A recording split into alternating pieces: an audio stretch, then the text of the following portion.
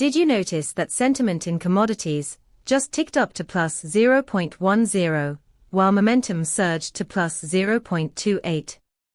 This spike is particularly interesting, given that it stands out against a historical baseline where sentiment has typically hovered around neutral.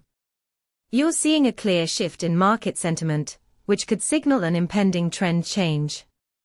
With our API, you get not just these scores, but also insights into 11 semantic clusters that reveal the underlying themes driving this sentiment.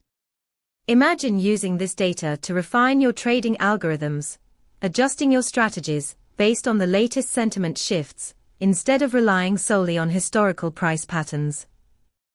If you want to dive deeper into how these insights can enhance your decision-making, check out our documentation at pulsebit.lojenterprise.com/docs.